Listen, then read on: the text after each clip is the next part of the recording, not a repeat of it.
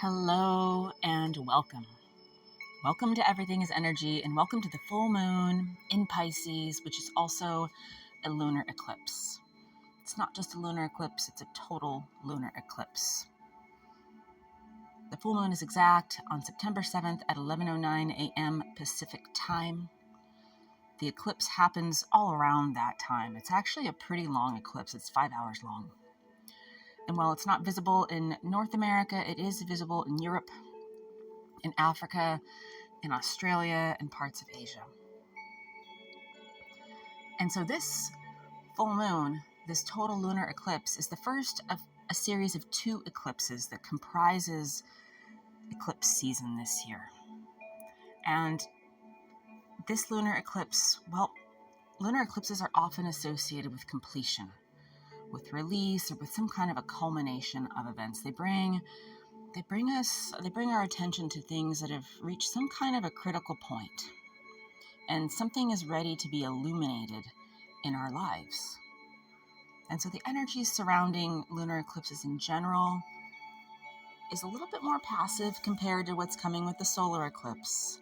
It's more like a cosmic reveal. It's more like something is just going to shed light. If you think about full moons being times of illumination in general, times of things coming to light, lunar eclipses put an exclamation point, or several to many, on that theme. And lunar eclipses can be times for release. They can be times for an emotional release. They can be times of clarity. They can be times of revelation. They can be karmic times, especially because this eclipse is happening in the sign of Pisces. And Pisces is mutable, feminine water. Pisces is ruled by the planet Neptune, the magnetic planet Neptune. Pisces is an intuitive sign, an energetically sensitive sign. It's also the last sign of the zodiac, and I've spoken about this before, but if we think about what that means, it's actually encompassing on some energetic level all of the energy and all of the wisdom, potentially of all of the signs of a journey around the wheel of the astrological zodiac. And so it's a sign that invites us to tap into the wisdom that is available to us, the wisdom, that the culmination of the wisdom of all of our lived experience to date. It's also worth noting that every eclipse is either a north or a south node eclipse. This is a north node eclipse. This eclipse has Luna very close to the north node, and a north node lunar eclipse takes place all the time when the Earth passes between the sun and the moon. It casts a shadow on the moon. A north node lunar eclipse, excuse me. And so this signifies a culmination. It signifies a completion. It signifies something that's tied to our soul's evolutionary growth. And now in the sign of Pisces, that's especially the case because, as I mentioned, the Pisces, the sign itself, is the sign of culmination and the sign of wisdom. And that's doubled down because North Node lunar eclipses are also themselves known as culmination and completion times. They're also times of revelation and insight. They're times where we can find some kind of up and out of 3D linear world alignment, realignment. And that's often what happens during eclipses, is we get this portal. Portal is a word that I've used before. Lots of people use it, but it works in the sense that, as I'm saying, it's above. Eclipses lift us above and beyond the 3D world. And they also, a north node lunar eclipse has the potential for us to really, if we're getting into alignment, that alignment is because it's for the purpose of fulfilling our soul's purpose. And North Node in general is about where we're headed, where our soul is headed individually, where we're headed as a collective. And the North Node eclipse encourages us to move forward. So even though this is, on one hand, a sign, we'll get to, there might be some challenges, there might be some things that need to be released, it's for a bigger purpose. It's for this idea that we are really here for a reason in this lifetime. So while on one hand it might feel like emotional release and reflection, On the other hand, it might feel like some kind of a revelation or an opportunity for future growth, a reorientation. And so it's worth noting that all full moons and all lunar eclipses take place when the moon is exactly opposite the sun. So while Luna is in the sign of Pisces, the sun is in the sign of Virgo. And this means our 3D self, our physical self, is oriented toward details and is aware of all the details, both for ourselves and for others.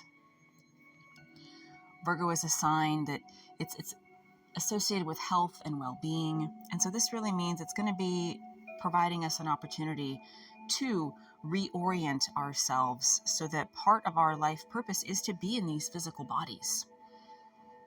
The sun is very tightly conjunct Orcus. Orcus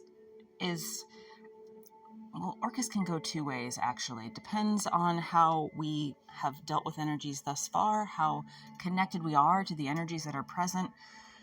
Eclipses tend to have a little bit of a bad reputation in the sense that there can be karmic things that come out of nowhere and happen. But I would like to offer that is really only the case when we really are that far off course. And so if we've been doing the work, if we've been tuning into the energies of things that are happening around us and surrounding us, I would offer that there is nothing to fear about this eclipse, that there's everything to be excited about. That being said, having Orcus conjunct the sun, the shadow aspect of Orcus is one of punishment and retribution. So there could be some inklings of that in the 3D world. But the positive side of Orcus is themes of justice and karma and righting wrongs. Orcus is very much about keeping an oath, being true to one's word. And so there's this sort of karmic aspect that's coming through. Eclipses in general are karmic, but, Orcus is a Roman and an Etruscan god, and it's very much akin to Pluto. And for the Romans, it was a god of the underworld. So the Greeks knew Pluto, the Romans knew Orcus. And as I mentioned, the Etruscans also knew of Orcus, and he was a punisher of broken oaths. And while Orcus is a dwarf planet, it's really very similar, I would say, in energy to the planet Pluto.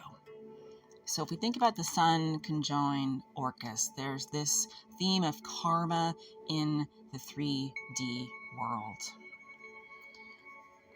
And now we also have Lady Venus. We have Saturn and we have Sirius aspecting both the sun and the moon in this eclipse. Lady Venus is in the sign of Leo, and this, I would offer, is a really great combo for the themes of justice and balance and beauty and truth. With the dose of Leo's courage and heart-centered action and uplifting energy and regal and noble action. So this, I would offer that, Venus in Leo has the potential for us to be reaching for and orienting ourselves toward the higher octave of what justice means. So Lady Venus is semi-sextile the sun and Orcus. And a semi-sextile is known in astrology as a minor aspect. And it happens when planets are 30 degrees apart, but it represents a sort of subtle yet sometimes challenging connection. And semi-sextiles require a little bit of conscious effort or some awareness to integrate these energies into a harmonious relationship. So this means that we're going to be able to feel motivated, likely, to take conscious action and to give our attention to things that we want to give our attention to. But the other thing that comes through when I think about this semi-sextile with Venus and the Sun and Orcus is it's not just the same old playbook anymore. This isn't autopilot. The world that we live in today is merely a product of everything that is vibrated, that we've vibrated in the past. So this conscious action, this conscious choice of how we want to feel, how we want to live, how we want to be, that's going to be coming through around this eclipse. We also have Venus quincunx. We also have Venus semi-sextile. Before we get to that, Venus is semi-sextile Sirius. And so Sirius is lighting up here, giving us the opportunity for downloads, cosmic connections and understandings. And so, if we think about what we know about Sirius, Sirius is the central sun to our sun. Sirius is the entity, the energetic consciousness that takes the information, the intelligence of the galactic center, refines it in a way to give it to our sun so that our sun can give it to our planet for the purposes of upgrades, for the purposes of those grander cycles of time, the yuga cycles, those 24,000 year cycles that we know are coming up and out of a dark time. And so to have Sirius show up an aspect with Venus right now is really, as I mentioned, going to be a great opportunity for downloads about the bigger picture, for energetic downloads. And it's worth noting that Venus is making what are known to be minor aspects. But if we think about what you may have experienced, what I personally understand to be what subtle energy is. Subtle energy is what we talk about, how the outer planets deal in subtle energy. The inner planets like Mercury and Venus and Mars deal with more 3D concrete energy. But many astrologers say, and I agree, I understand this to be true, that the outer planets always win. Subtle energy is kind of hard to understand if we're only and solely existing in the 3D world. But if we think about the energetic world, these subtle energetic aspects, I would offer, are equally, if not more powerful than the usual conjunctions and oppositions and sextiles. So Venus, we also have Venus quincunx, both the moon and the north node. And a quincunx in astrology is also known as an inconjunct. And it happens when it's Venus and the moon and the north node are exactly 150 degrees apart. And this signifies a challenging or unbalanced relationship. And this aspect is going to require some conscious adjustments, some compromises to find equilibrium. And so there might be some feelings of frustration that come through, but it really is going to also inspire us to move and shift toward creative problem solving. There's a dose of and I'll get to what the overarching theme here is, but this eclipse is really about turning those things that are our frustrations and are our fears into the rocket booster fuel that gets us to exactly where we want to go. So again, this is conscious attention to detail. And the idea here is for us to be here now, to be the light, to be the change, to be authentically ourselves in our purpose. And also to do so with the support and the wisdom of all that we've learned, all that we've achieved, because I mentioned Sun and the North Node are in the sign of Pisces. So we're going to be invited and naturally, intuitively be motivated to look towards our energetic intelligence, our emotional intelligence, those things that are equally powerful in the 3D world, but they might not be noticed by everybody. We also have Saturn. Saturn is sesquiquadrate to Venus. Saturn just turned retrograde on the 1st of the month.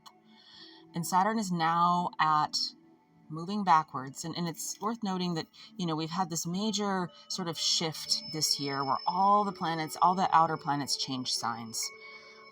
Well, all the planets except for Pluto are eventually going to shift back. There's this dance that happens as the planet changes signs. Because of retrogradation, we're getting a first taste of the changes that are to come. But not only is Saturn retrograde now, but we also have Neptune retrograde, we have Uranus retrograde, and this means these planets while they might be in their new sign, they're also going to shift back into their old sign. And Saturn is at the anaretic degree of Pisces. It left Aries and it's back in Pisces, and at the 29th degree of Pisces, that is the quintessential invitation to culminate and to embody all the wisdom that we know, all the wisdom that we've experienced. And there's going to be a lot of, Pisces is a very kind of emotional sign. Pisces, as I mentioned, is mutable feminine water. So there's going to be a lot of opportunities for emotional intelligence here. Reading our emotions, trusting our emotions. And if you like the idea of learning more about these minor aspects, I'm just going to put a brief plug. I do a weekly astrology forecast where I go into the minor aspects a lot every week. So if that interests you, I'll put a link in the notes where you can find that free video. But if we think about what's going on with Saturn being sesquiquadrate to Venus, well, this is another minor aspect, as I mentioned, and this is an aspect that happens when the planets are 90 degrees from each other. It's a combination of a square and a semi-square, actually, so that it creates a challenging and dynamic energy. So there might be some inner conflicts, there might be some inner struggle, but it also, this is where I'm talking about the rocket fuel, using those challenges as a powerful motivator for us to grow. It's like this opportunity is going to not push us, but we're going to be internally motivated to find creative solutions to address the things that need to be addressed. And there's this karmic aspect with Saturn, because Saturn is the planet of karma. We also have Saturn very tightly conjunct Shiat. And Shiat is a fixed star. So while Shiat sits at 29 degrees and 23 minutes of Pisces, Saturn is at 29 degrees, 32 minutes of Pisces. So they're just 9 minutes apart. Super, super, super close to being exactly conjunct. So this means that this type of an activation with Saturn conjunct Shiat is exponential. And Shiat is an orange-red star. It's in the left leg of the constellation Pegasus. And it's actually a super giant star. And while on one hand, its shadow side can be the energy of stubbornness or being headstrong or being combative, there's also this kind of clarity and changeability and unpredictability that can be adding this type of, as I was saying, that adding this type of motivation to turn those challenges into the rocket fuel that is the change for where we're headed. It's also worth noting that we can have our feelers out for if there's something that doesn't work, if there's someone or something in our lives that we find draining. As I mentioned, this eclipse is also about leaving things behind so that we can get to where we want to be. So while we're in this eclipse season, one of the themes, as I mentioned, just taking those feelings of fear or frustration and using them as the fuel for creative solutions, for new beginnings. So we have Venus sesquiquadrate to Saturn and Shiat. So Venus is really, all these aspects, she's really lighting up. And if we think about her energy, the goddess of truth, the goddess of justice and beauty and harmony, she's here in this eclipse season, in this particular lunar eclipse, reminding us that the challenges that we are facing are precisely on time. They are not personal challenges. This is a collective, it's a personal journey, but it's a collective journey. And Venus is not just sesquiquadrate Saturn, it's also sesquiquadrate Neptune. And as I mentioned, Neptune is also retrograde, but it's at 1 degree of Aries still. So if we think about these themes that are coming through around this lunar eclipse, it's about our emotional intelligence. It's about being willing to read the energy and go with the flows. And it's about trusting ourselves, trusting our inner wisdom, trusting our inner knowing, and being willing to utilize what's present to get us to where we want to go, and to realize that if something isn't working, to trust it. Because this is the time when these 2 weeks, especially between this full moon and the next new moon, because that's when the 2 eclipses happen, but the whole 2 lunar cycles of time, I would offer, these whole 2 lunar cycles are opportunities that truly lift us up and out of things that could seemingly feel just like there's no solution, like we're just stuck. So if we're willing to trust what comes through and use our emotional intelligence, use our intuition so that we can release and realize and ready ourselves for receiving all that our soul has come here to create. So let's get to meditation. Before we get to the meditation, a brief plug here. If you're not on my email list and you want a really nice, deep discount on my new online herbal store and online classes, I'll put a link for you to join my email list. And I'm going to be offering a really nice discount on my Astrology 101 course. And the herbal store is open as of this full moon. Lots of lunar blends, solar blends, chakra blends, of regeneratively grown herbs that I grow myself right here in Northern California at the farm. So check it out if you haven't had a chance to be on my email list. And now let's go ahead and get to a meditation. Find somewhere where you can sit or lie for the next little bit of time, and somewhere where you won't be disturbed. Somewhere where you can close your eyes and bring your awareness inward. And imagine as you're closing your eyes and bringing your awareness inward, that all of the things about your day today, about what happened yesterday, about what you're expecting tomorrow, all those things are just falling away. And now imagine that your entire energetic field that exists for most of us about 3 or 4 feet out beyond the physical body. This energetic field, I would offer, even though we can't see it, is as powerful and even more powerful than our physical being. Imagine your entire energetic field is just covered with a golden sheath of light. And that golden sheath of light severs all the ties to the past, all the ties to the future, and really just allows you for this period of time during this meditation to be fully present, to be here now. And now bring your attention to your breathing in through your nose, releasing through your mouth. Allow your breath to deepen on the inhale and lengthen on the exhale. And maybe just give yourself the opportunity to experience simply being present. This moment, this breath.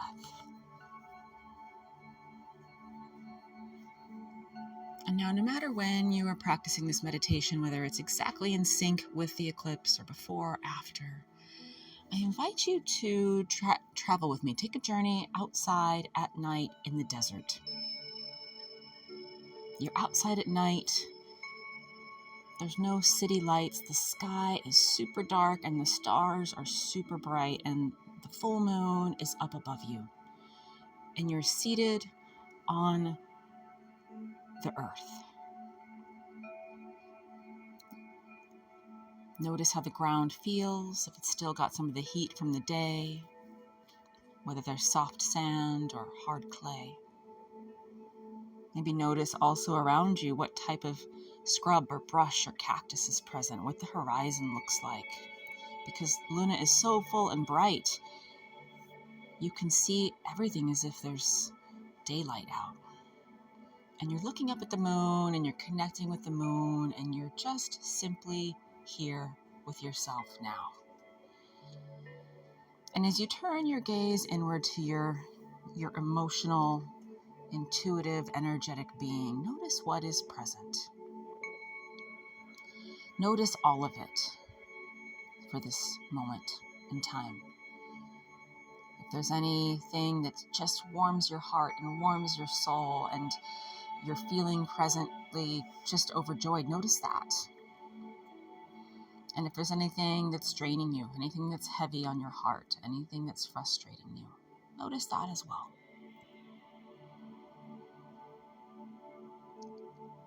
And as you're giving yourself the experience of being fully present with yourself, with what's present for you in this moment. Allow it all to be without judgment. And imagine that all of it is this culmination of everything thus far in your soul's journey.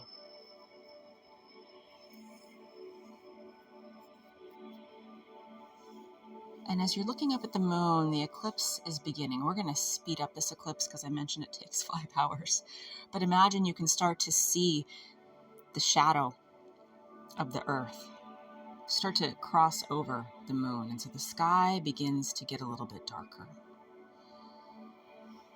And you're connecting with the moon and being present with yourself, with all that is you, with all that is your lived experience at this moment in time. And I invite you to imagine that you're taking all of the things that you're consciously choosing to magnify and manifest in the future. And you're choosing to keep them in your field. And then you're also inviting the energy of Luna, the energy of this eclipse, as the face of the moon is getting darker and darker. You're inviting the moon and the sun and the earth, they're all players in this eclipse, to pull from you, to pull from your field anything heavy, anything fearful, anything frustrating, any challenge. And start to feel your willingness to release that. Oftentimes we subconsciously hold on to things because we think they somehow serve us. But right now during this eclipse, see if you can really just find it within yourself to really be willing to release anything that does not serve. Any challenge, any frustration, any fear, any heaviness, any stuckness. And imagine it's being pulled in this magnetic fashion out of your field. It's being pulled up into the dark portal of the moon, being covered by the shadow of the earth. And now this eclipse is fully active. The sky has gone dark, and you can feel all of these things that no longer serve you just being pulled, removed from your field, from your body, from your consciousness, from your emotions, from your thoughts.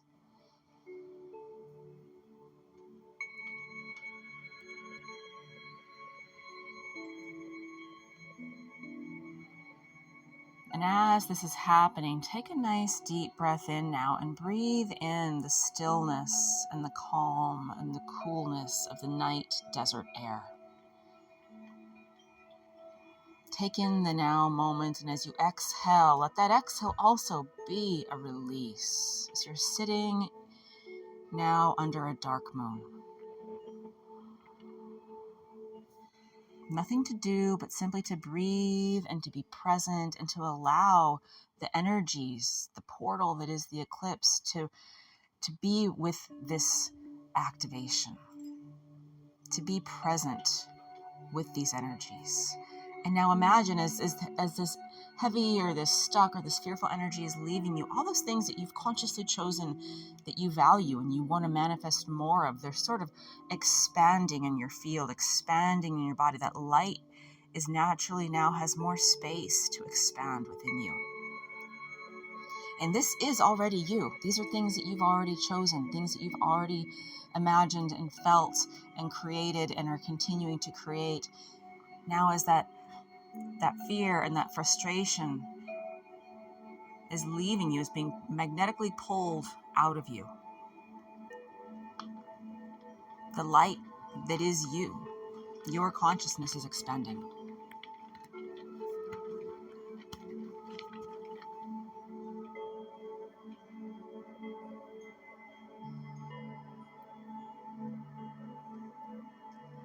And start to see if you can feel a shift, a hum, as it were,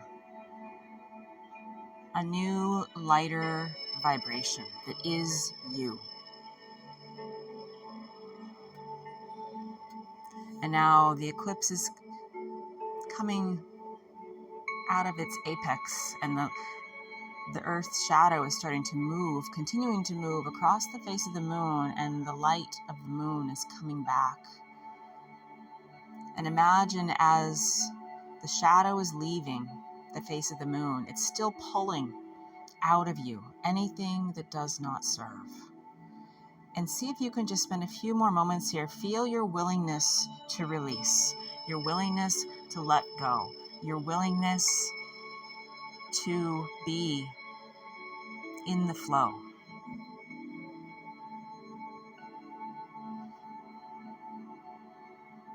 And as the shadow is leaving, the heaviness is leaving, and as the moon's light is coming back, the light within you is continuing to expand and brighten.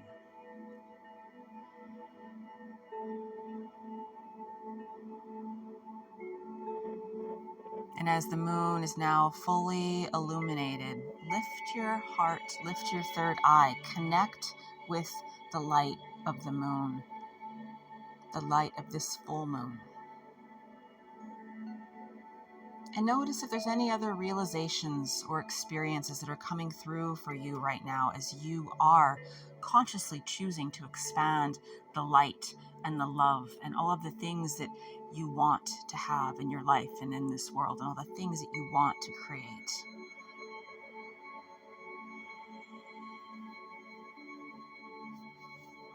Just notice if there's any other, as I mentioned, realization.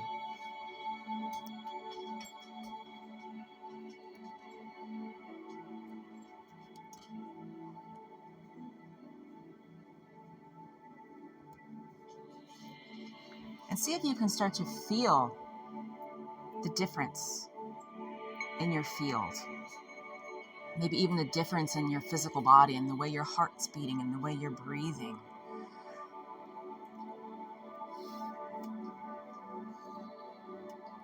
And I invite you to send a pulse of gratitude to Lady Luna herself for this activation, for this cleansing, for this uplifting.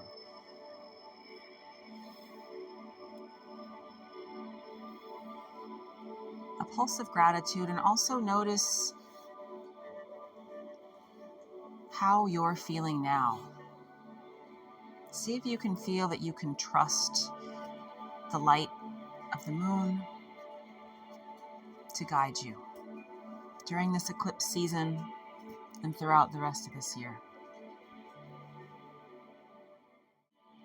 When you're ready, you can come back to the space and the place where you are practicing this meditation, and imagine that golden sheath of light that has surrounded your aura is now dissipating. And imagine that all the connections and the cords that were severed at the start of this meditation are coming back, but only those ones are coming back that are in sync with this new vibrational version of you, this expanded version of you, this lighter, harmonized version of you.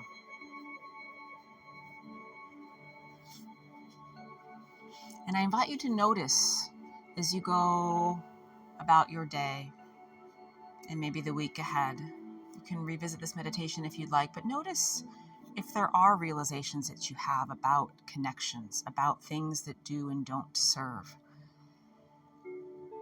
This full moon lunar eclipse is just the first part of this portal.